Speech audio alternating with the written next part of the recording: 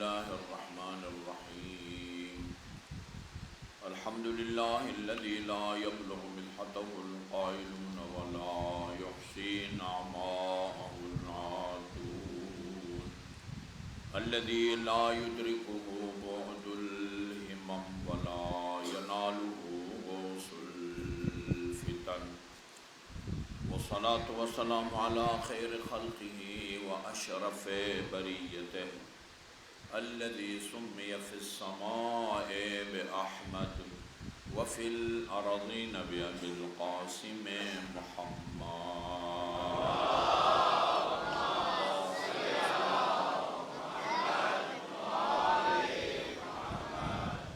وعلى أهل بيته الطيبين الطاهرين الذين أذهب الله عنهم الرجس وطهرهم تطهيرا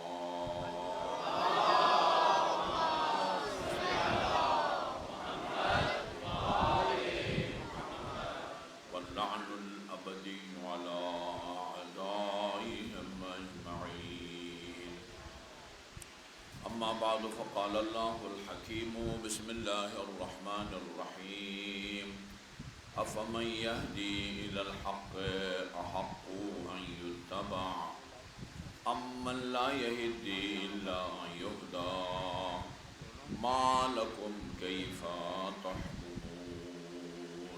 درود بھیجیے محمد وآل محمد پر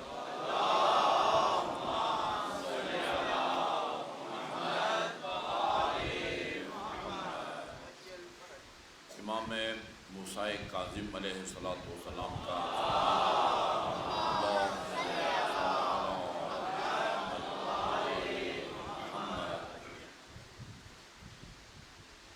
محمد اور آل محمد پر صلوات کی فضیلت سے متعلق وہ متعدد روایات آپ کی خدمت میں عرض کر چکا۔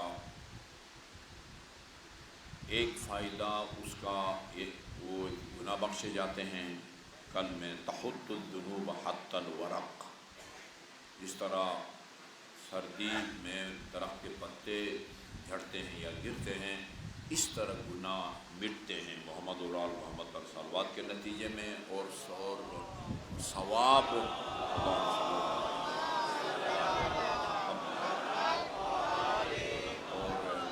ثواب ہے وہ اتنا ہے کہ وہ فرشتے، یہ معراج کی روایت ہے، وہ فرشتے یا فرشتہ جو دنیا بھر میں برسنے والی بارش کے قطروں کو گنتا ہے، دن کو ہو رات کو ہو خشکی ہو یا سمندر کے اوپر، جو فرشتہ بارش کے قطروں کو گنتا ہے یا گن سکتا ہے، وہ فرشتہ محمد اور آل محمد پر صلوات کا جو اجر اور ثواب ہے اس کو نہیں لے سکتا۔ یہ دو فائدے ہیں، یہ دونوں فائدے آپ صلوات آہستہ بھیجیں تو بھی آپ کو ملیں گے، بلند آواز میں بھیجیں گے تو بھی ملیں گے، لیکن بآواز بلند صلوات میں ایک خاص فضیلت یا برکت ہے یا خاص فائدہ ہے، وہ آہستہ صلوات میں نہیں ہے۔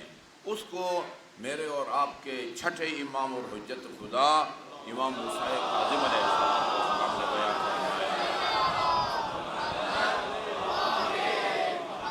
فرمایا الصلاۃ علی النبی بصوت عال تذهب بالنفاق، جو آدمی بآواز بلند محمد اور آل محمد پر صلوات بھیجیں زندگی میں منافقت اس کے قریب نہیں آتی۔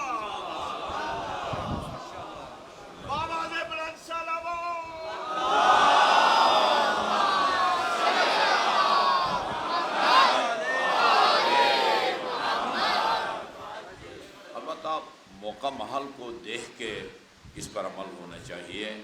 اکیلے یہاں سے آپ اسلام آباد کی ویگن میں بیٹھ کے جا رہے ہیں تو ادھر جو ہے نا یہ چیخ کے بھیجنے کا وہ مصلحت نہیں ہے۔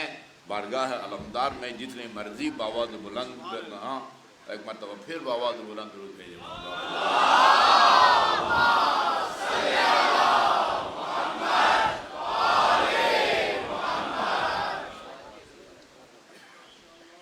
عربی کا لفظ ہے، اردو میں بھی آپ استعمال کرتے ہیں، استفہام۔ یہ استفہام فہم سے بنا ہے۔ فہم کا مطلب ہوتا ہے سمجھنا۔ استفہام، جو بات آپ کو معلوم نہ ہو کسی سے پوچھ کے اس کو معلوم کرنے کے کو استفہام کہتے ہیں۔ جو بات آپ کو معلوم نہ ہو کسی سے پوچھ کے دریافت کرنا، اس کو معلوم کرنا، یہ استفہام کہلاتا ہے۔ عربی زبان میں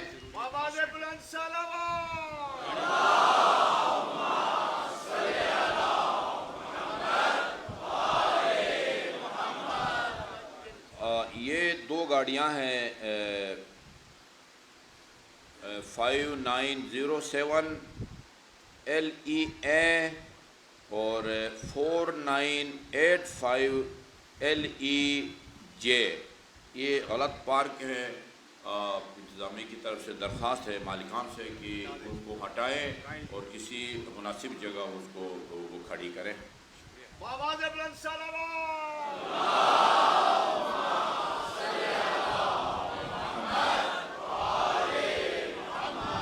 استفہام کا مطلب ہوتا ہے جو بات انسان کو معلوم نہ ہو اس کو پوچھ کے معلوم کرنا، اس کو استفہام کہتے ہیں۔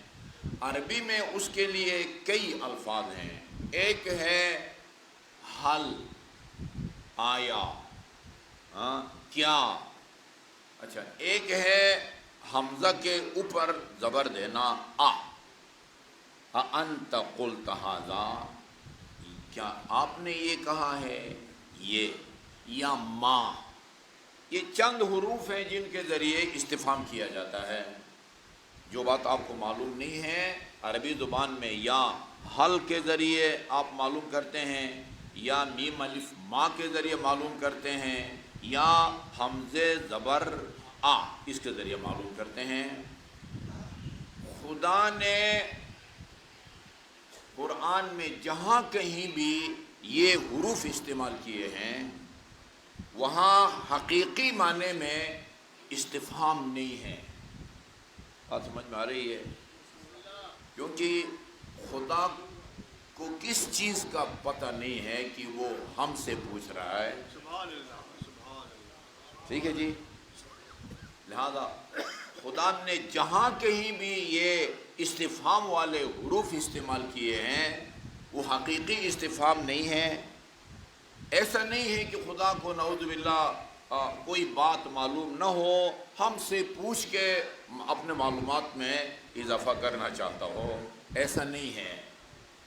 بلکہ یعنی اگر آپ ایک سوچ رکھتے ہیں، اس سوچ کی نفی کے لیے، اس کی تردید کے لیے، یا دوسرے الفاظ میں اس سوچ کی مذمت کے لیے اللہ تعالیٰ اس حرف کو استعمال کرتا ہے جو استفہام کے لیے استعمال کیا جاتا ہے۔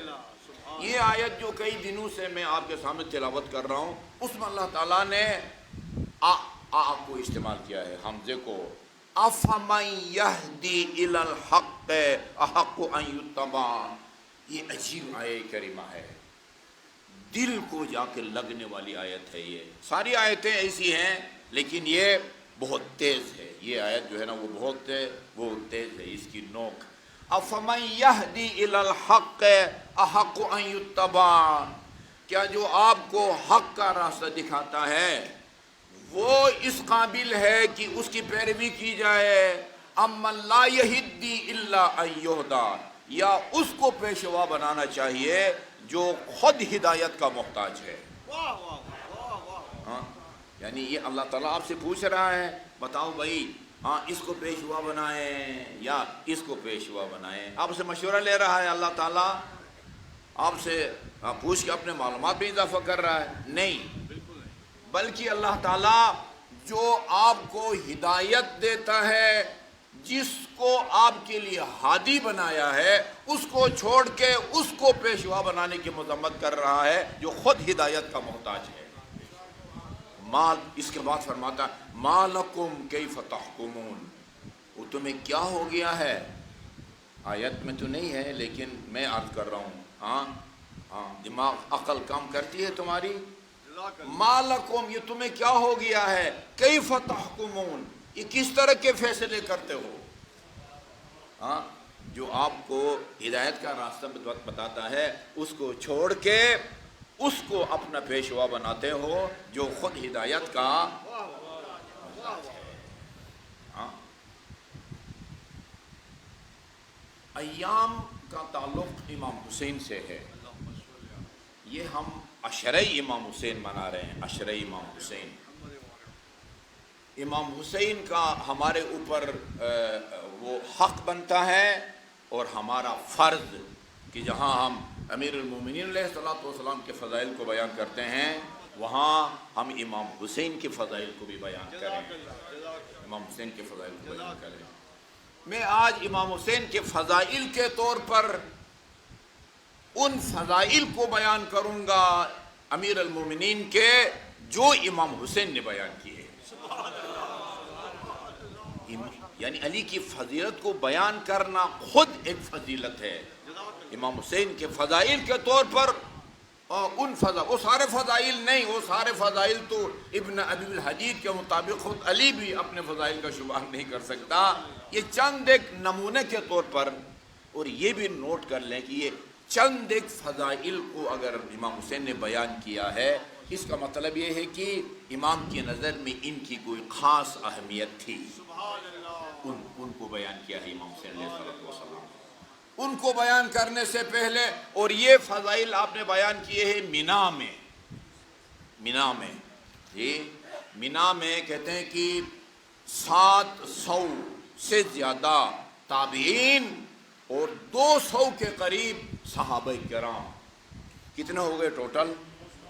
900 کا مجمع مینا میں، اور 900 کے اچھا مینا میں عام حالات میں تو ایسے ابھی آج کل جائیں دیکھیں کوئی بھی نہیں، مینا خالی ہے، ٹھیک ہے جی۔ حج کے موسم میں 700 تابعین یعنی جنہوں نے صحابہ کرام کو دیکھا ہے، اور صحابہ کرام جنہوں نے خود آن حضرت صلی اللہ علیہ وآلہ وسلم کی زیارت کی ہے، 900 کے مجمع میں امیر المومنین علیہ الصلوۃ والسلام کے فضائل کا اقرار لیا ہے، انہیں قسم دے کے اس کا اقرار کیا ہے۔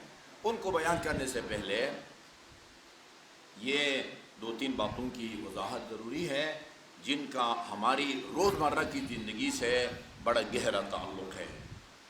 وہ یہ کہ جو قسم ہے نا، قسم وہ 3 قسم کی ہوتی ہے۔ ایک قسم ہے آپ آ کے مجھے خبر دیتے ہیں کل یہ واقعہ پیش آیا تھا اور قسم کھاتے ہیں، یا خبر دیتے ہیں کہ فلاں آدمی کل جائے گا، خدا کی قسم یا واللہ فلاں آدمی کل جائے گا، خدا کی قسم یا واللہ فلاں آدمی کل چلا گیا، یا ماضی کی خبر دینا یا مستقبل کی خبر دینا، یہ قسم اخبار کہلاتا ہے۔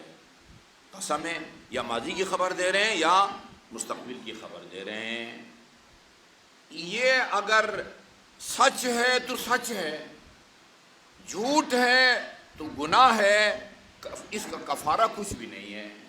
بات سمجھ آ رہی ہے نا بھئی؟ فلانا کا کل جو ہے نا فلان مثلا کمیٹی چوک یا آگے جو ہے نا وہ ہے کہ بس کا حادثہ ہو گیا تھا، اور آپ قسم کھاتے ہیں وہ ہوا نہیں تھا اور جان بوجھ کے قسم کھائیں تو کیا ہے؟ گناہ ہے، لیکن کوئی کفارہ نہیں ہے۔ اچھا، ایک قسم ہے کہ آپ اس قسم کے ذریعے اپنے آپ کو کسی چیز کا پابند بناتے ہیں۔ واللہ میں آئندہ نماز شب پڑھوں گا، یہ قسم صحیح ہے۔ اور یہ بھی یاد رکھیں کہ ہر چیز کی قسم نہیں کھائی جاتی، ہر چیز کی قسم یا نذر جس کو منت ماننا کہا جاتا ہے، یہ دیکھا جاتا ہے کہ آپ نے قسم کس چیز کی کھائی ہے۔ منت ماننا جس کو عربی میں نذر کہتے ہیں۔ ہمارے مسجد امام صادق میں ایک ملازم تھے، وہ ابھی چھوڑ چکے ہیں، ادھر کہیں کسی فوجی ادارے میں وہ لگے ہوئے ہیں، وردی کے بغیر جو نوکریاں ہوتی ہیں نا فوج میں، وہ لگے ہوئے ہیں۔ اس سے مجھ سے آ کے مسئلہ پوچھا، محرم کے دن تھے آغا صاحب، میں اپنا کہا کہ میں نے منت مانی ہوئی تھی کہ اپنے علاقے میں 11 محرم کو میں اپنا آپ کو ایک درخت کے ساتھ زنجیر سے اپنے آپ کو باندھتا تھا، تو منت مانی ہوئی تھی، ابھی الصادق ٹرسٹ کی طرف سے مجھے چھٹی نہیں مل رہی ہے، تو کیا کروں؟ میں نے کہا شکر کرو تمہیں چھٹی نہیں مل رہی ہے، کون سی تو نیکی کر رہا تھا، یہ کدھر لکھا ہوا کہ ایسا کرنا ہے؟ ایسے کام کی قسم کھانا چاہیے یا جائز ہے، یا نظر مانو جو آپ کے قسم اور نظر سے پہلے بذات خود خدا رسول امام کی نظر میں پسندیدہ ہو، دوسرے الفاظ میں مستحب ہو۔ مستحب، سفید کپڑے پہننا مستحب ہے نا، ان کے کپڑے کو سفید نہیں کہہ سکتے، پتہ نہیں کیا ہے، یہ جو بیٹھے ہیں بزرگ ان کے کپڑے سفید کپڑے پہننا مستحب ہے بھائی۔ آپ نظر کرتے ہیں، قسم کھاتے ہیں کہ میں اپنے لیے ایک سفید کپڑوں کا سوٹ بناؤں گا، یہ آپ کی قسم صحیح ہے۔ عقیق کی انگوٹھی پہنوں گا بنوا کے، یہ قسم صحیح ہے، کیونکہ مستحب ہے، اور امیر المومنین سے فرمایا ہے رسول خدا نے، یا علی تختم بالعقیق الاحمر، علی سرخ عقیق پہنا کرو۔ میں نے روایت پڑھی ہے، اللہ تعالیٰ نے پوری کائنات کے اوپر علی کی ولایت سے سامنے پیش کیا ہے، پہاڑوں کے اوپر علی کی ولایت کو جب پیش کیا ہے، سب سے پہلے جس پہاڑ نے علی کی ولایت کا اقرار کیا ہے وہ عقیق کا پہاڑ تھا۔ کہتے ہیں اس لیے جو ہے نا، اس لیے عقیق کی انگوٹھی کا پہننا جو ہے وہ مستحب۔ اچھا، آپ نظر مانتے، منت مانتے ہیں کہ میں عقیق کی انگوٹھی بنوا کے پہنوں گا، یہ آپ کا صحیح ہے، جو قسم کھاتے ہیں اس پر عمل کرنا ضروری ہے، نظر پر عمل کرنا ضروری ہے، عمل نہیں کریں گے تو آپ کو کفارہ دینا پڑے گا۔ وہ کفارہ کیا ہے؟ یا غلام آزاد کرو، جو کہ آج کل میسر نہیں ہے، یا 10 غریبوں کو کھانا کھلاؤ، یا 10 غریبوں کو کپڑے بنا کے دو۔ اگر یہ ممکن نہیں ہے تو پھر 3 دن مسلسل روزے رکھو۔ لیکن یہ جو نظر ہے نا، نظر یا قسم، یہ صرف نیت کر لینے سے، یہ بہت سارے مومنین کو میں مشکل سے نکالنے کے لیے یہ مسئلہ بیان کرنے لگا ہوں۔ صرف نیت کر لینے سے یہ منت نہیں ہوتی، نہ وہ نظر کہلائے گا کہ جس پر عمل کرنا ضروری ہو اور مخالفت کے نتیجے میں آپ کو کفارہ دینا پڑے۔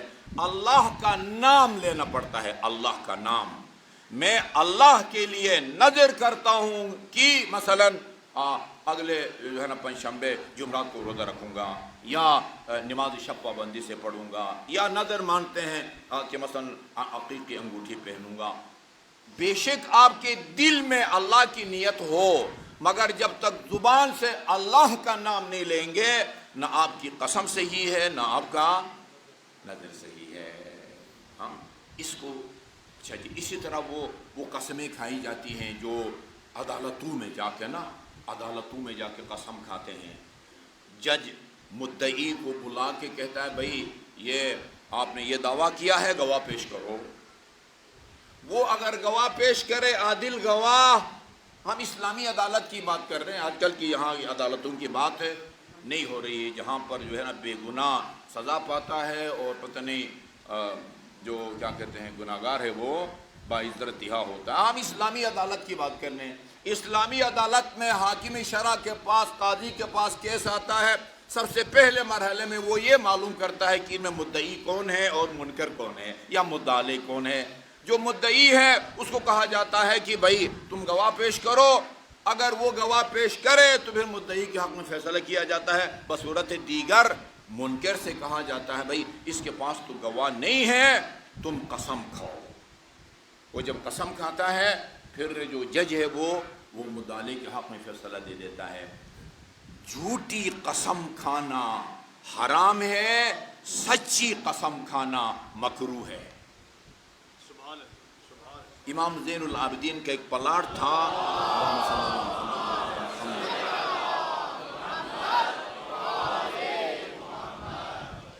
کسی نے دعویٰ کر دیا اس کے اوپر کہ یہ میرا ہے، نعوذ باللہ آپ نے ناجائز قبضہ جمایا ہے، یہ میرا ہے، یہ ہوتا رہتا تھا۔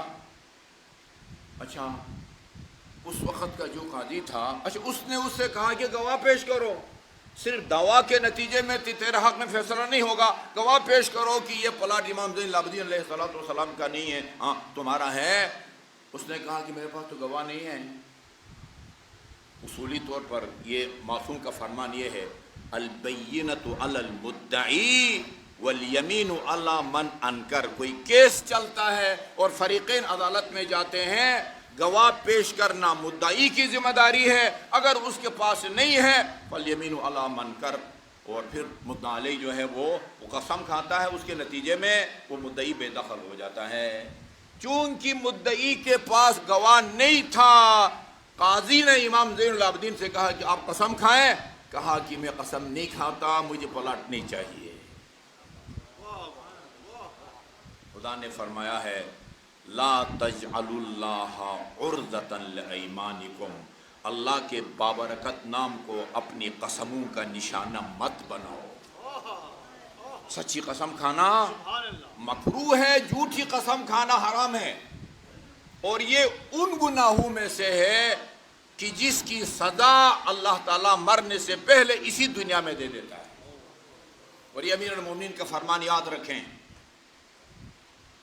صرف وہ ضربۃ علی یوم الخندق یا انا مدینۃ العلم وعلی بابها ان کو انہی کو نہیں، یہ جو اخلاقی جو باتیں علی نے کی ہیں ان کو بھی نوٹ کریں۔ فرمایا ثلاثۃ لا يموت صاحبهن حتى يذوق وبالهن، تین گناہ ایسے ہیں یاد رکھو کہ جو بھی ان تین گناہوں میں سے کوئی گناہ کرے گا اس کا مرتکب ہوگا، مرنے سے پہلے سزا بھگتے گا پھر مرے گا۔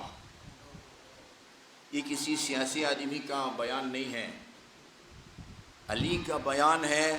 علی وہی کچھ فرماتے تھے جو رسول سے سنا ہوا ہوتا تھا، اور رسول اس وقت تک بولتے نہیں تھے جب تک وحی نہیں ہوتی تھی۔ اسی لیے بغیر میں کسی بڑے اعتماد کے ساتھ، بغیر کسی جھجک کے عرض کرتا ہوں کہ امام زمان سے لے کر امیر المومنین تک ان کا کوئی قول، خصوصاً وہ اقوال جن کا شریعت سے تعلق ہوتا، یہ ان کا ذاتی خیال نہیں ہوتا، یہ ان کے اقوال رسول خدا کے اقوال ہوتے ہیں، اور رسول خدا کا قول خدا کا قول ہوتا ہے۔ جی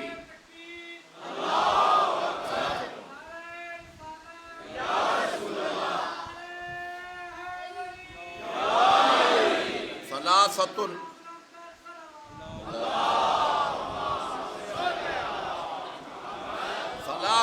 لا يموت صاحبهن، تین بندے ایسے ہیں کہ تین گناہ ایسے ہیں کہ ان گناہوں کا مرتکب اس وقت تک نہیں مرتا جب تک اسی دنیا میں اس کی سزا نہیں بھگتے گا۔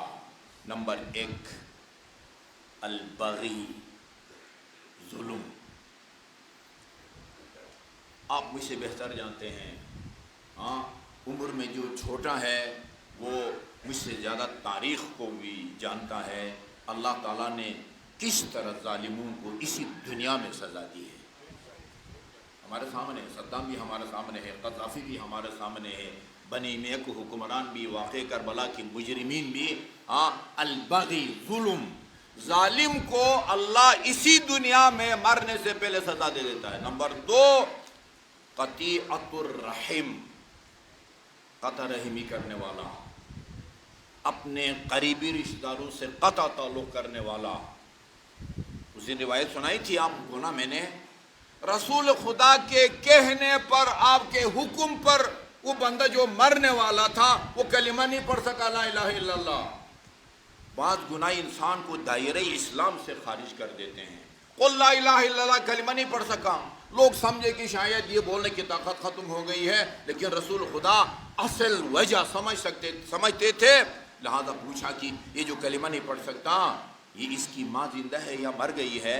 جو خاتون سرانے پہ کھڑی تھی اس نے کہا یا رسول اللہ میں اس کی ماں ہوں اور یہ میرا لخت جگر ہے۔ فرمایا تو اس اپنے بیٹے سے وہ ناراض تو نہیں ہے؟ یا رسول اللہ آپ ناراضگی کی بات کرتے ہیں، 6 سال سے میں اس کی سے باتیں نہیں کرتی۔ فرمایا یہ وجہ ہے، یہ ماں سے قطع کلامی کے نتیجے میں کلمہ توحید زبان پر جاری کرنے کی توفیق سلب ہو جاتی ہے۔ قطیعۃ الرحم. قطیعۃ الرحم صرف ماں باپ نہیں، ماں باپ، بہن بھائی، بھانجے، یعنی جو بندہ کسی کے مرنے کے بعد کسی بھی نمبر پہ مرحوم کی جائیداد کا حقدار بنتا ہونا، وہ رحیم ہے. سب سے پہلے اولاد اور والدین ہیں، پھر بہن بھائی ہے، بھانجے بھتیجے ہیں، چچا خالہ، بھانجے بھتیجے، یہ سارے جو ہے نا وہ وارث بنتے ہیں اپنی اپنی باری کے مطابق. یہ قطیعۃ الرحم. اور تیسرا والیمین الکاذبہ، جھوٹی قسم کھانے والا، جھوٹی قسم کھانے والا، اس کو بھی اللہ تعالیٰ مرنے سے پہلے اسی دنیا میں سزا دیتا ہے، پھر اس کو موت آتی ہے. اچھا جی، جو آخری ہے جس کا آج ہماری بحث سے تعلق ہے، وہ قسم مناشدہ ہے. مناشدہ یعنی کسی کو قسم دے کے کسی چیز کا اقرار لینا. امیر المومنین نے بھی مناشدہ کیا ہے. خلافت کے تیسرے دور میں جب شورا بنی ہے، حضرت عمر نے شورا بنائی تھی، 6 آدمی کی شورا کہیں یا کمیٹی بنائی تھی. یہ جو ہے نا باہمی مشورے سے، قرآن اندازی سے، اکثریت کی بنیاد پر جو ہے نا وہ میرے بعد اپنے اس کا وہ خلیفہ یا جانشین کا انتخاب کرے گا.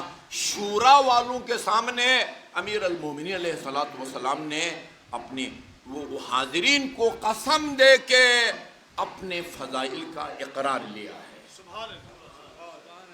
اور امام حسین علیہ السلام نے، البتہ امیر المومنین کے کلام میں زیادہ ہیں، امام حسین نے منا کے اندر 900 تابعین اور صحابہ کرام کے سامنے کھڑے ہو کے ان سے امیر المومنین کے بعض فضائل کا اقرار لیا ہے. آپ درود بھیجیں، میں عرض کرتا ہوں.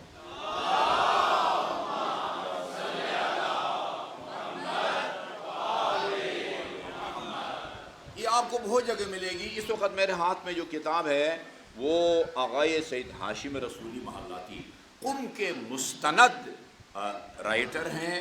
اخلاقیات پر بھی ان کی بہت کتاب ہے. کیفر گناہان کے نام سے بھی ہے. اس کا پتہ نہیں اردو میں ترجمہ ہوا ہے یا نہیں ہوا. یعنی بہت سارے گناہ جن کی سزا اسی دنیا میں بندے کو مل جاتی ہے. وہ کون سے گناہ ہیں جو انسان کو کفر کی سرحد تک جو ہے نا وہ پہنچا سکتے ہیں. 2 جلدوں میں وہ کتاب ہے. یہ انہوں نے بڑی اچھی خدمت کی ہے. یہ اصل کتاب کا نام انہوں نے رکھا ہے لمحات جاویدان. یہ اور مترجم نے ان کا ترجمہ کیا ہے حیات امام حسین.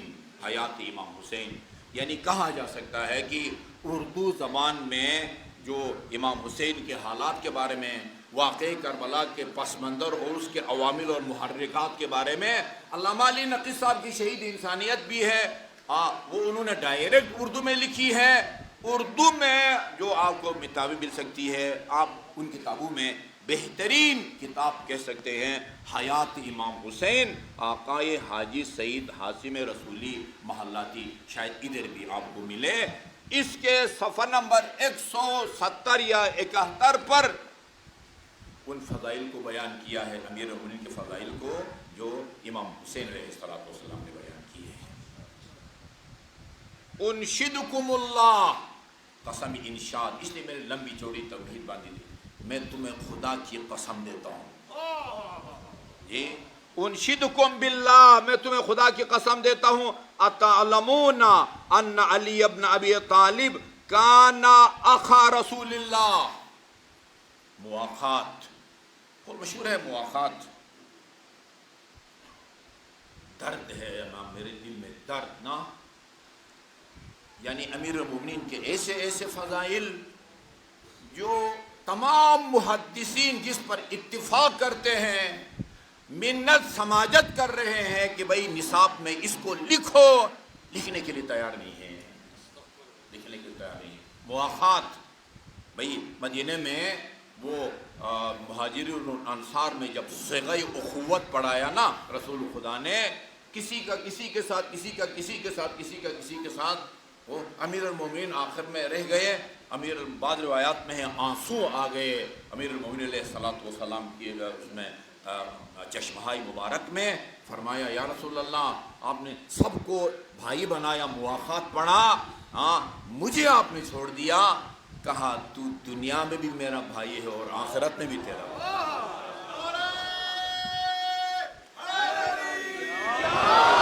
اسلامیات کی کتاب میں لکھا فلاں کو فلاں کا بنایا، فلاں کو فلاں کو بنایا، فلاں کو فلاں کا بنایا۔ ہم نے کتابوں کا حوالہ دے کے لکھا کہ لکھو کہ علی کو اپنا بھائی بنایا ہے، اس کو لکھنے کے لیے تیار نہیں۔ وہی کیا تکلیف ہوتی ہے؟ یہ ایک فضیلت ہے۔ میں نے عرض کیا کہ یہ ایسی استخارہ کر کے ابھی امام حسین فضائل کو بیان نہیں کر رہے ہیں، جو فضائل اہمیت کے حامل ہیں، ہاں وہ امام حسین کے نظر میں ان میں پہلا کہا کہ اتعلمون، کیا تم کو معلوم ہے کہ میرے بابا امیر المومنین علیہ السلام رسول خدا کے بھائی تھے، حین آخا بین اصحابہ، یا جب صحابہ کرام کے درمیان آپ نے صیغہ اخوت کو پڑھا، فآخا بینہ و بین نفسہ، رسول خدا نے علی کا اپنے ساتھ صیغہ اخوت پڑھا۔ روایات میں ہے انت اخی فی الدنیا والآخرہ، تو دنیا میں بھی میرا بھائی ہے اور آخرت میں بھی میرا بھائی ہے۔ یہ ایک فضیلت میں نے عرض کیا کہ نمونے کے طور پر اپنے اور آپ کے گناہ بخشوانے کی خاطر۔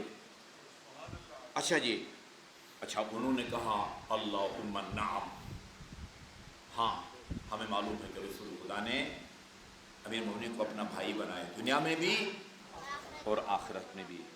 انشدکم، اللہ میں تمہیں خدا کی ایک ایک فضیلت کے بارے میں خدا کی قسم دے کے اقرار لیا ہے۔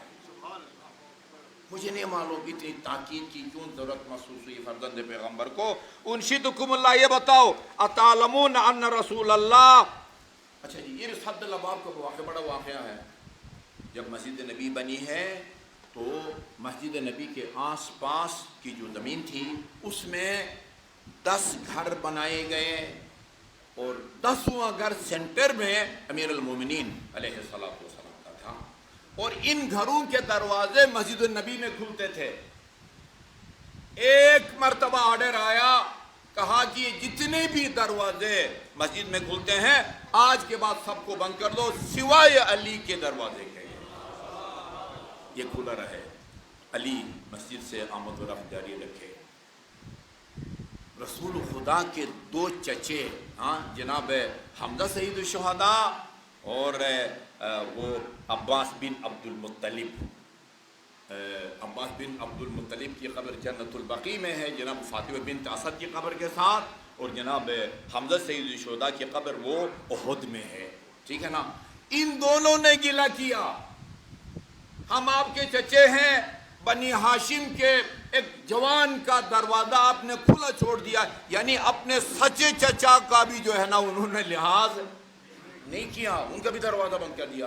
حتیٰ بعض کے بارے میں بعض صحابہ نے کہا کہ یا رسول اللہ ایسا کریں، ہمارے گھر سے نا ایک چھوٹی سی کھڑکی جو ہے نا وہ اس کو مسجد کی طرف کھلا کرنے دیں، کہا کہ نہیں سب بند۔ دونوں چچوں نے جب، یا میں الفاظ میرے پاس نہیں ہے، احتجاج کیا یا گلہ کیا کہ آپ نے ہمارے دروازے بند کر دیے اور علی کا دروازہ کھلا رکھا، فرمایا ہاں آپ دونوں میرے لیے قابل احترام ہے، مگر میں نے نہ اپنی مرضی سے علی کے دروازے کو کھلا رکھا ہے نہ اپنی مرضی سے آپ کے دروازوں کو کھولا ہے۔ علی کے دروازے کو بھی خدا نے کھلا رکھا ہے اور باقی آپ لوگوں کے دروازوں کو بند بھی خدا نے کیا ہے۔ ایک فضیلت ہے۔ اچھا جی، علی، اچھا یہ آخری بات، اچھا جی پھر آگے لکھا فَتَكَلَّمَ لِذَلِكَ مَنْ تَكَلَّمَ، یعنی بہت سارے لوگوں نے گلہ کیا، یعنی ان میں تاریخ میں خود آپ کے دونوں چچے سید الشہداء ہیں، سید الشہداء جناب حمزہ سید الشہداء۔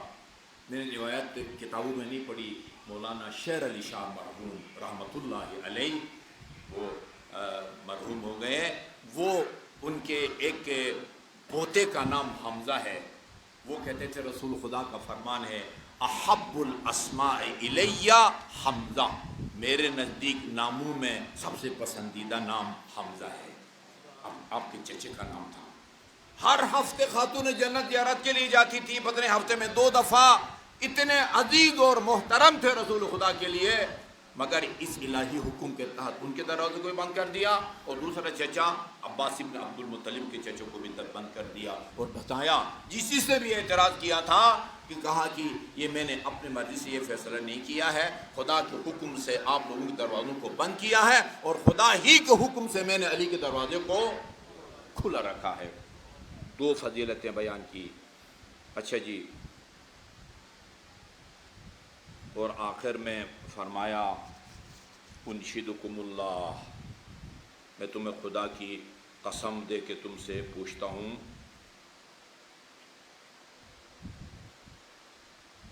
درود بھیجیے محمد وآل محمد پر۔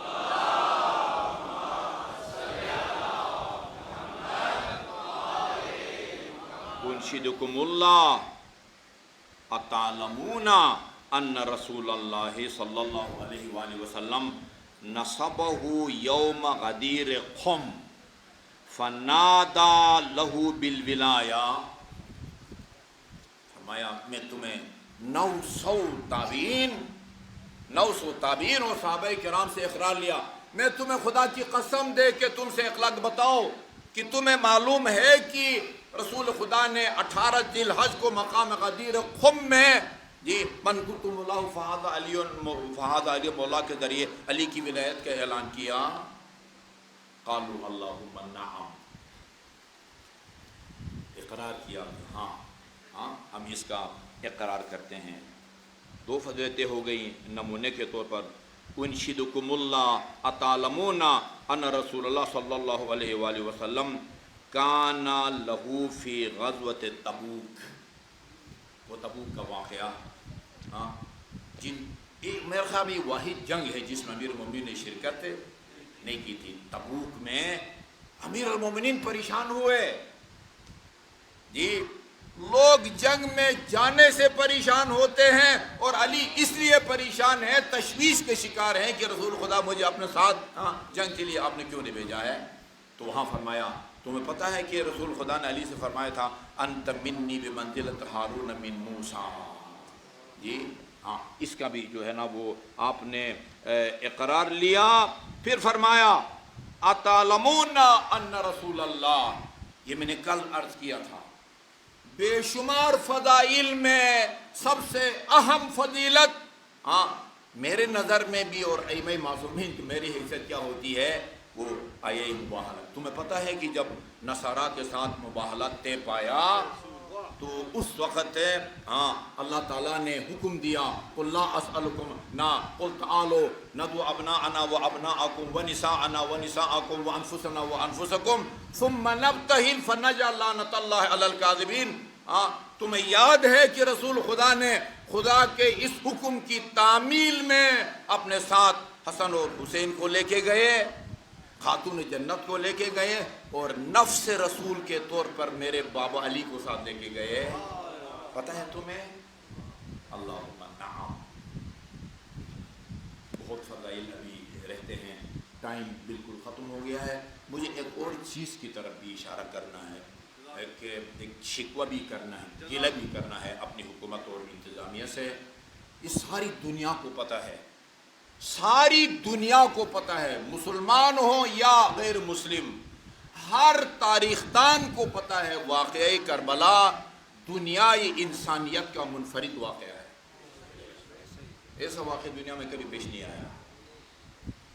کسی کے بارے میں آپ نے نہیں پڑھا ہوگا کہ آسمان کے فرشتے روئے، وہ ہواؤں فضاؤں میں محو پرواد پرندے روئے، سمندر کی مچھلیاں روئی، جنات نے مرثیے پڑھے، سوائے امام حسین علیہ السلام کے، سوائے حسین علیہ السلام کے۔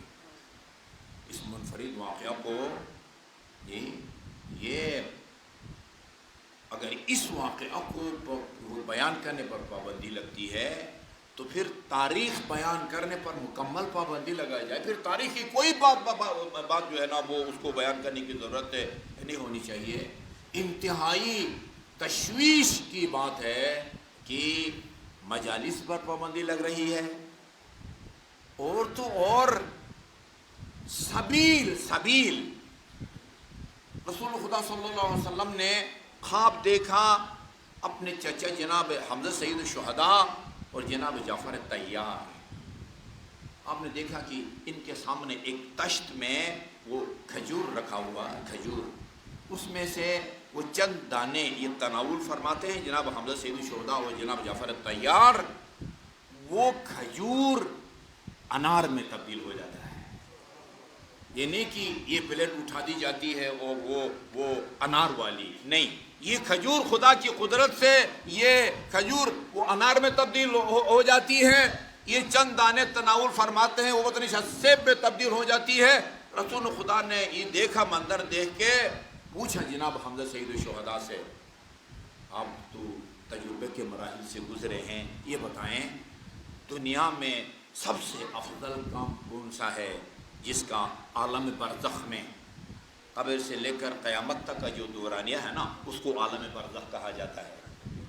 آپ نے تو تجربہ کیا ہے، ہاں تجربہ سے گزر رہے ہیں، وہ کون سا عمل ہے یا کون سے اعمال ہیں جن کو دنیا میں انسان انجام دے برزخ میں اس کا فائدہ ہو؟ 3 اعمال کا ذکر کیا ہے جناب حمزہ الشہداء۔ نمبر 1 ابراد الکبد، کسی پیاسے کی پیاس بجھانا، 1۔ نمبر 2 والصلاۃ علیک، تجھ پر اور تیری آل پاک پر صلوات بھیجنا، اور تیسرا عمل جس کا فائدہ برکتیں عالم برزخ میں نظر آتی ہیں وہ علی کی محبت ہے۔ سبیل لگانے میں کس کی دل آزاری ہوتی ہے بھائی؟ سبیل لگا کے ابراد الکبد ہے، پیاسے کی پیاس بجھاتے ہیں۔ کل ایک بندے نے مجھ سے مسئلہ پوچھا، کہا کہ صاحب یہ بعض مقامات پر سکھ سبیل لگاتے ہیں، ان کا ہاتھ لگتا ہے، پینا چاہیے یا نہیں پینا چاہیے؟ میری مجبوری تھی کہ اس کو صحیح مسئلہ بتاتا، میں نے کہا نہیں پی سکتے، وہ پاک نہیں ہے، وہ پاک نہیں ہے۔ وہ آپ کو کوئی ڈرائی فروٹ دیتا ہے تو اس کو کھا لیں، لیکن سبیل میں اس نے کہا اس کے اندر اس کا ہاتھ لگتا ہے۔ اگر کسی ہندو کا یا وہ سکھ اس میں ہاتھ لگاتا ہے، وہ سبزی دھو کے پکا کے دیتا ہے، گوشت دھو کے پکا کے دیتا ہے، یا سکھ یا ہندو خاتون آٹا گوندھ کے آپ کو روٹی کھلاتی ہے، آپ اس کو نہیں کھا سکتے۔ سبیل یہ بھی لگا رہا ہے، سنت بھی لگا رہا ہے، اچھا اس کے لیے بھی پرمٹ دے لو، حکومت سے اجازت دے دو۔ پیاسے کی پیاس بجھانے کی خاطر حکومت سے اجازت دینی چاہیے۔ بدترین انسانی حقوق کا پامال کہتے ہیں اس کو، انسانی حقوق کی بدترین پامالی ہے یہ انتہائی تشویشناک ہے۔ ہم یہ عظیم اجتماع یا اس قسم کی پابندیوں کی شدید مذمت کرتا ہے۔ یہ ہمیں اب وہ یہ حق جو ہے نا شریعت نے بھی دیا ہے، قانون نے بھی دیا ہوا ہے، اخلاق بھی ہمیں اجازت دیتا ہے، لہذا ہمیں اپنے اس شرعی فریضوں کو ادا کرنے میں ہماری راہ میں جو رکاوٹیں ہیں ان کو دور کیا جائے۔ یہ ہمارا ایک جائز مطالبہ ہے، ہمیں امید ہے کہ ادارے غور کریں گے اور انشاءاللہ ہم اس کا اپنے احتجاج کا مثبت نتیجہ ہم کو نظر آئے گا۔ خدا جزائے خیر دے اس بندے خدا کا کو کہ جس نے 6 محرم کو نا یوم شیرخوار کے طور پر منانے کی روایت قائم کی ہے۔ پہلے نہیں تھا، ابھی چند سالوں سے 6 محرم ہمارے اس 6 مہینے کے آقا کے ساتھ مخصوص ہو گیا ہے۔ روایات سے پتہ چلتا ہے کہ یعنی ایک سے ایک داغ جو ہے نا وہ سنگین تھا، لیکن یہ داغ ایسا تھا کہ جس کو نہ امام حسین بھلا سکے نہ امام زین العابدین بھلا سکے۔ مختار کا انقلاب آیا نا، مختار کا انقلاب، تو امام زین العابدین کو رپورٹ ملتی تھی آج فلان قاتل گرفتار ہو گیا، آج فلان لٹیرا گرفتار ہو گیا، ایک ایک کی خبر دیر سے۔ میرے خیال میں جو روایت پڑی ہے عمر سعد کی گرفتاری کی خبر ملی، فرزند پیغمبر، خوشی کی بات ہے کہ مختار نے عمر سعد کو گرفتار کر لیا ہے۔ سب سے پہلے امام زین العابدین نے بتایا کہ ہرملہ گرفتار ہوا ہے یا نہیں ہوا۔ کیسا دام تھا امام زین العابدین کی جگر۔ نواسۂ پیغمبر نے زیر خنجر آپ کو یاد کیا ہے، شیعتی، میرے شیعو مہما شریف تم ما ادبن فذکرونی، جب بھی ٹھنڈا میٹھا پانی پیو اپنے تشنہ لب امام کو یاد کر کے رو لیا کرو۔ جب تم سنو کہ کسی دیار غیر میں کوئی مر گیا ہے یا مارا گیا ہے، اس پر رونے کی بجائے اپنے مظلوم امام کو یاد کر کے رو لیا کرو۔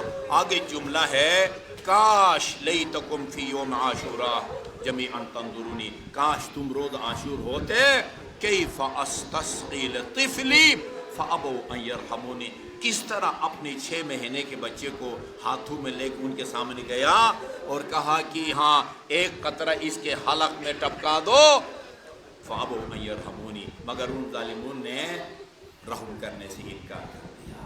لکھا ارباب مقاتل نے، فرمایا کہ اگر تم یہ سمجھتے ہو کہ حسین اپنے اس معصوم بچے کے بہانے سے پانی لے کے خود پینا چاہتا ہے، میں اس بچے کو گرم ریت پر لٹا دیتا ہوں، تم خود اس کے حلق میں پانی کے چند قطرے گرا دو، پیاس کی وجہ سے اس کی ماں کا بھی دودھ خشک ہو گیا ہے، ماں کا بھی دودھ خشک ہو گیا ہے۔ اس کے بعد ایک جملہ فرمایا ہے، اما ترونہ کیف یتلظی من العطش، ہمارا سلام ہو امام کے قلب پاک پر، آپ کی جگر پر۔ یہ کس دل سے یہ جملے نکل رہے ہیں؟ اما ترونہ کیف یتلظی من العطش، آپ نے کسی مچھلی کا شکار کیا ہو یا کسی مچھیرے کو شکار کرتے ہوئے دیکھا ہو، مچھلی کو، زندہ مچھلی کو جب پانی سے خشکی کے اوپر گرا دیا جاتا ہے، وہ مچھلی تڑپتی ہے زمین سے، وہ پتہ نہیں چند انچ یا فٹ اوپر تڑپتی رہتی ہے، وہ جیسے جیسی طاقت ختم ہو جاتی ہے وہ اس کی وہ بلندی کم ہوتی جاتی ہے۔ جب بلند ہونے کی طاقت ختم ہوتی ہے، ایک جگہ بیٹھ کے یوں تڑپتی ہے، مزید طاقت کم ہو تو صرف دم ہلاتی ہے، اور وہ بھی ختم ہو جائے تو صرف لبوں کو حرکت دیتی ہے، کبھی لبوں کو بند کرتی ہے، کبھی لبوں کو کھولتی ہے۔ عزادارو اس کیفیت کو تلظی کہتے ہیں، اشقیاء سے کہتے ہیں، اما ترونہ کیف یتلظی من العطش، تمہیں یہ معصوم نظر نہیں آتا، اب تو اس میں تڑپنے کی بھی طاقت ختم ہو گئی ہے، پیاس کی وجہ سے یہ کبھی خشک لبوں کو کھولتا ہے اور کبھی اپنے خشک لبوں کو بند کرتا ہے۔ ہرملہ سے کہا، ہرملہ سے مرساد نے اخطا کلام الحسین، دیکھا یہ آمنے سامنے باتیں ہو رہی تھی، آج کل کی طرح دور بیٹھ کے وہ توپ کے گولے نہیں پھینکتے جاتے تھے، آمنے سامنے ایک دوسری کی گفتگو کو سن سکتے تھے۔ کہا اخطا کلام الحسین، دیکھا حسین کی پر اثر گفتگو، عمر سعد کے لشکر پر جو ہے وہ اپنا وہ اثر دکھا رہے، کہا حسین کے کلام کا سلسلہ بند کر دو۔ میں مصائب میں کہا کرتا ہوں کہ اگر عمر سعد کے لشکر کے سپاہیوں کے ترکش میں موجود سب سے چھوٹا تیر اگر چلایا جاتا نا، اس بچے کی شہادت کے لیے کافی تھا، لیکن ہرملہ نے، وہ کہتے ہیں کربلا میں 3 تیرے سے شعبہ چلے، ایک مشق سکینہ کے لیے، ایک میرے اور آپ کے مظلوم مولا کے قلب پاک کے لیے، اور تیسرا تیر سے شعبہ حلق اصغر کے لیے۔ عزادارو یہ تیر اتنا بڑا تھا اور حلق اصغر اتنا چھوٹا اور نازک تھا، مقتل نے لکھا ہے فَذَبَحَهُ مِنَ الْأُذْنِ إِلَى الْأُذْنِ، ایک کان سے دوسرے کان تک ذبح کر ڈالا، تیر اتنا بڑا تھا۔ آگے روایات میں ہے فَلَمَّا أَحَسَّ الطِّفْلُ بِحَرَارَةِ السَّهْمِ، جب اس بچے نے اپنے حلق میں اس تیر کی گرمی کو محسوس کیا، جَعَلَ يُرَفْرِفُ عَلَى يَدَيْ أَبِيهِ كَالطَّيْرِ الْمَطْبُوعِ، باپ کے ہاتھوں پر اس طرح لوٹنے لگا جس طرح وہ پرندہ لوٹتا تڑپتا ہے جس کا گلا کاٹ کے زمین پر پھینک دیا جائے۔ یہ خون ناحق کو امام نے اپنے ہاتھ میں لیا، آسمان کی طرف پھینکنا چاہا، آواز آئی فرزند پیغمبر، اگر اس خون ناحق کا ایک قطرہ آسمان کی طرف آیا، قیامت تک ابر رحمت کا ایک قطرہ بھی زمین پر نہ گرے گا۔ زمین پر پھینکنا چاہا، یہی آواز آئی اگر اس خون ناحق کا ایک قطرہ زمین پر گرتا ہے قیامت تک کوئی سبزہ نہ اگے گا۔ بعض روایات میں ہے امام نے اس خون ناحق کو اپنے چہرے پر ملا، ہاکذا القا جدی رسول اللہ، میں اسی حالت میں اپنے نانا کے پاس جاؤں گا، ہاکذا القا جدی رسول اللہ۔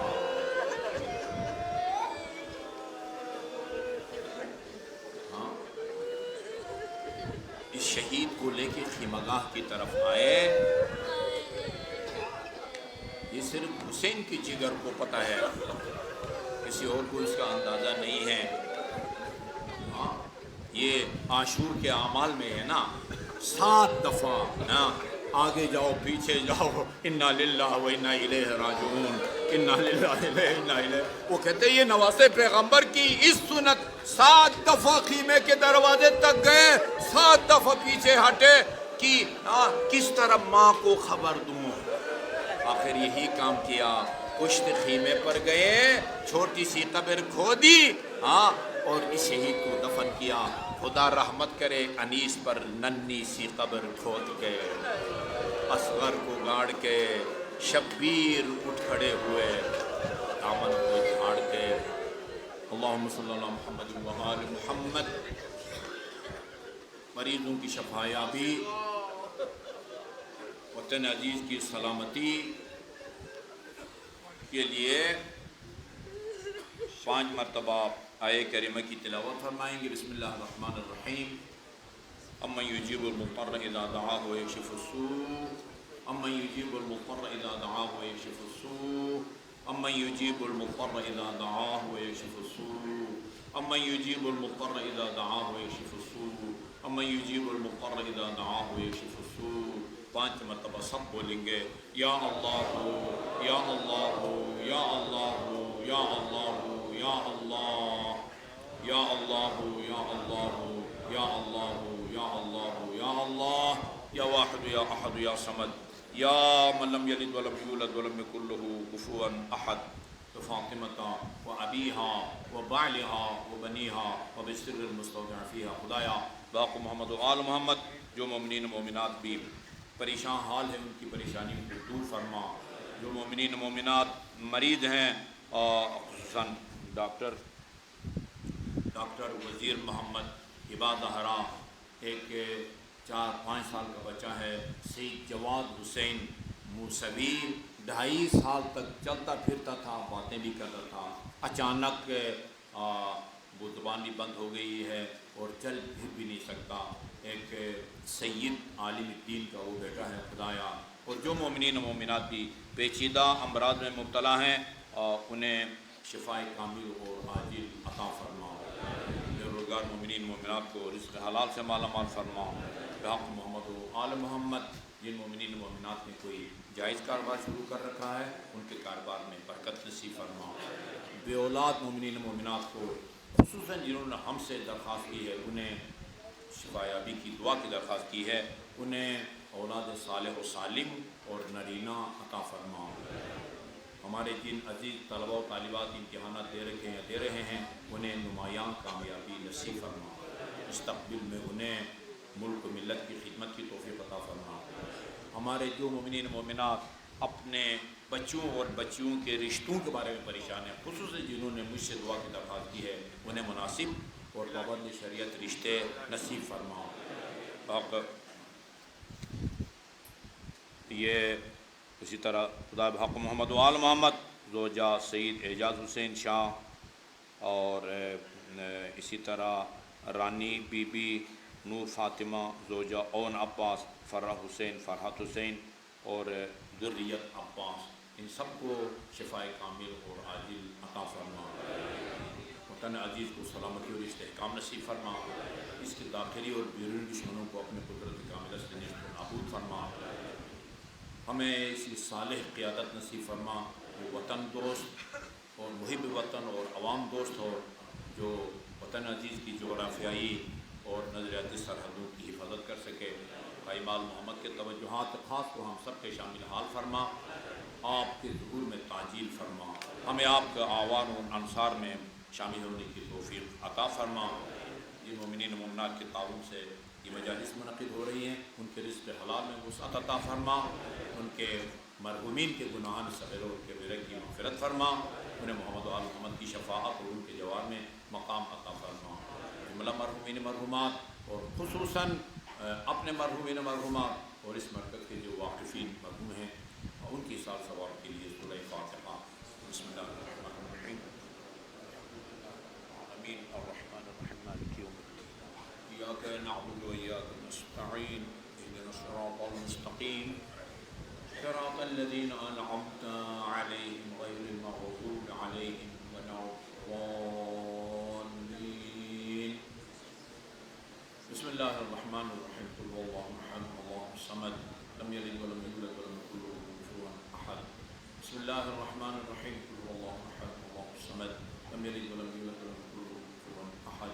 بسم اللہ الرحمن الرحیم، قل هو اللہ احد اللہ الصمد لم یلد ولم یولد ولم یکن له کفوا احد۔ اللهم اغفر للمؤمنین والمؤمنات والمسلمین والمسلمات الاحیاء منهم والاموات، تابع اللهم بیننا وبینهم بالخیرات انک مجیب الدعوات انک علی کل شیء قدیر برحمتک یا ارحم الراحمین۔ ان دعاؤں کی استجابت کی نیت سے باواد و بلند صلوات۔